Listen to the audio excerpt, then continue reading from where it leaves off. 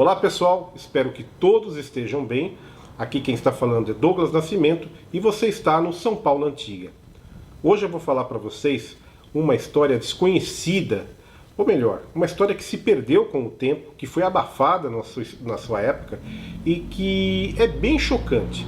Eu me lembrei dessa história ontem, quando eu estava vendo o caso terrível que aconteceu lá do Rio de Janeiro, do congolês Moise Kangabe, Moise Kangabe, que foi, o Moise ele foi espancado até a morte, num caso brutal, que mistura violência urbana, preconceito, e esse caso me fez lembrar de uma história que eu li há muito tempo atrás, quando eu fazia uma pesquisa sobre o Museu de São Paulo, e eu deixei essa história guardada, porque na época não era o meu foco, e eu falei assim, eu vou deixar essa história mais para frente. E agora, com esse caso do congolês assassinado, eu achei interessante trazê-lo à tona. Bom, eu vou contar a história de um índio chavante, ou melhor, de um índiozinho chavante. O nome dele é Ápila. Você já ouviu falar dessa história? A história do índio chavante Ápila é muito triste. Pouca gente ficou sabendo dessa história porque ela aconteceu lá atrás, no final do século XIX, no apagar das luzes do Brasil Império. Mas eu vou trazer essa história para você. Mas antes de falar do índio Ápila, eu vou falar para vocês do primeiro museu da cidade de São Paulo. Qual foi? É o Museu Sertório. Pouca gente conhece esse nome porque esse museu durou pouco tempo. Na verdade, o Museu Sertório durou cerca de 12 anos. Entre 1883, quando ele foi formado, e 1895, quando seu acervo foi incorporado pelo Museu Paulista, o popular Museu do Ipiranga. Neste período, o seu proprietário, que dá nome ao museu, o Coronel Sertório, aliás, é bom dizer, ele é irmão de um homem que é nome de rua em São Paulo, que é o Major Sertório. Vocês provavelmente já ouviram falar do nome dessa rua, que fica no bairro paulistano da Vila Buarque. Bem, o que aconteceu nesse Museu Sertório? O Museu Sertório ele começou quando o Coronel Sertório encerrou sua carreira de vereador na cidade de São Paulo. Isso se deu em 1883. Nesse momento, ele decide abandonar a vida política, que ele trabalhava aqui em São Paulo como vereador, para se dedicar apenas ao seu recém-aberto museu, o Museu Sertório. O Museu Sertório era localizado no antigo Largo de São Gonçalo, que também era conhecido por ser o Largo do Palácio, porque lá estava estabelecido a Câmara Municipal de São Paulo e também onde ficavam os deputados da província. E ali também ficavam as residências de alguns políticos, entre eles do próprio Coronel Sertório. Ele, quando saiu da Câmara, ele abriu um museu justamente ali onde ele morava. Era um sobrado, ele manteve a casa dele no andar de cima e no andar de baixo ele abriu o museu. Porém, o museu abriu com pouca coisa, alvo de coleções que ele já tinha adquirido em algumas viagens ao interior, mas ele queria mais. Para ampliar o seu acervo, o Coronel Sertório foi atrás de um importante naturalista do final do século XIX, J.P. Mota Júnior, que aqui vamos chamá-lo apenas de Mota Júnior. Mota Júnior fazia expedições pelo interior de São Paulo e pelo interior do restante do Brasil em busca de materiais colecionáveis para museus. Ele mesmo era um próprio colecionador. E nessas expedições eles traziam muitas coisas que diziam que eram alvos de violência, como por exemplo do combate entre brancos e índios, pois ele trazia pontas de flecha, arcos, tacapes e outras coisas que eram usadas nos combates aos índios, especialmente pontas de flecha. Teve um momento que o Mota Júnior, como eu vou dizer o nome dele daqui para frente, ele trouxe em 1886 algo muito diferente para o museu. Uma pessoa. Veja bem, ele trouxe uma pessoa. E quem era essa pessoa que ele trouxe? O jovem índiozinho Ápila, filho de um cacique chavante.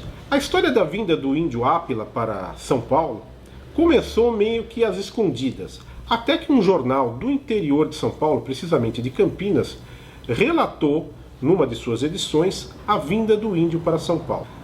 A vinda de Ápila para São Paulo com certeza foi fruto de uma violência, era o que dizia o jornal campineiro. Afinal, a sua mãe, a Índia Faim, e o seu pai, o cacique Anche, haviam sido assassinados. Não se sabe, ao menos não foi descrito, se esse assassinato se deu devido ao confronto entre os índios Chavantes e a expedição de Mota Júnior.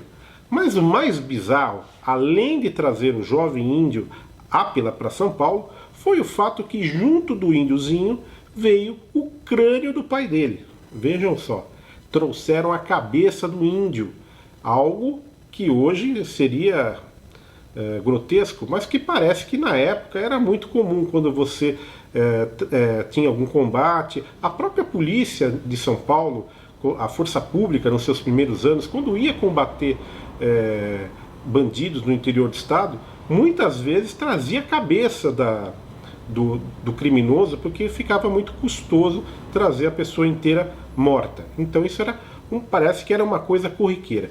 E veio aqui para São Paulo, isso em agosto de 1896, o jovenzinho Ápila com o resto mortal, um pedaço, dos restos mortais do seu pai.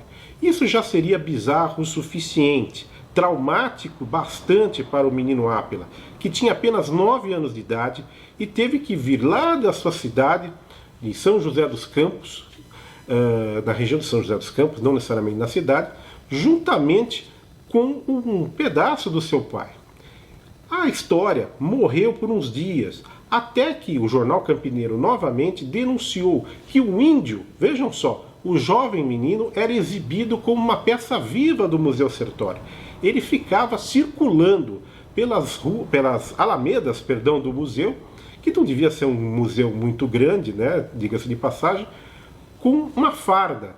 A denúncia era bem clara. O índio Ápila, o jovenzinho de 9 anos, ou como eles diziam, o selvagem Ápila, estava sendo exibido no museu como uma peça viva. Essa história escandalizou a São Paulo de 1886 e provocou uma grande confusão. Outros jornais, como a Gazeta da Tarde, também noticiaram o fato, que começou a ganhar grandes proporções. Até que o mesmo naturalista, o Mota Júnior, divulgou uma nota no jornal Correio Paulistano que isso não era verdade, que o crânio sim fazia parte do museu, mas que o menino estava lá passando apenas uns dias. Cá entre nós, o que o menino iria fazer ali? Porque você traria um jovem indígena que estava numa tribo, você tira ele de sua família, o leva para uma cidade grande, como era São Paulo na época, era pequena, mas para um índio era uma coisa completamente diferente, e o leva para um museu. Essa história ficou muito mal explicada.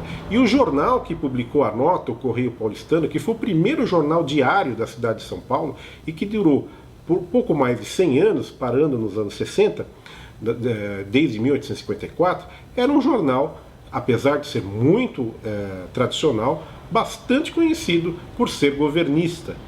Teria sido abafado pelo fato do coronel Sertório ser um político, apesar de ter se aposentado da vereança? Talvez nós nunca viremos a saber. O fato é que dias depois da divulgação deste escândalo, o índio desapareceu, mas o crânio permaneceu. Para onde teria ido o jovenzinho Ápila, de apenas 9 anos?